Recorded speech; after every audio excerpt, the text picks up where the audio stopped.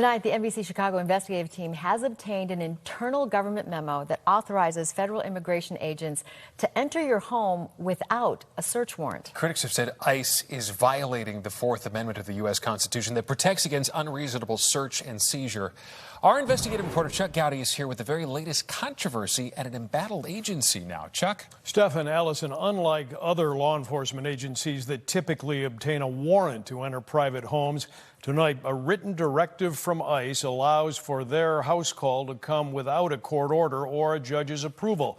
This picture is what these warrantless house calls look like. A heavily armed team led by an agent with a rapid assault breaching tool, commonly known as a battering ram, a practice that tonight is raising complaints of constitutional violations.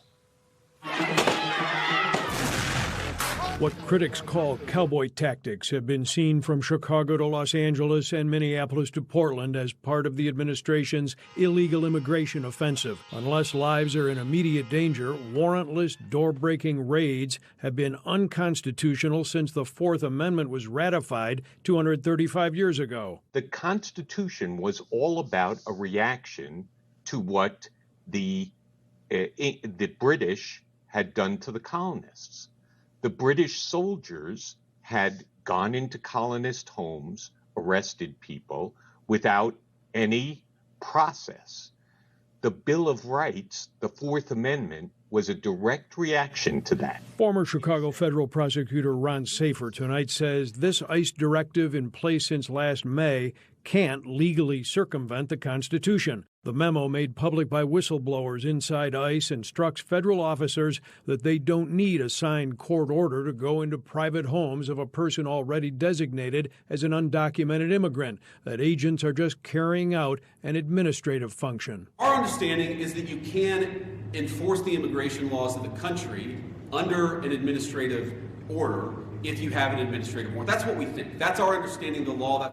Yeah, the Constitution says otherwise.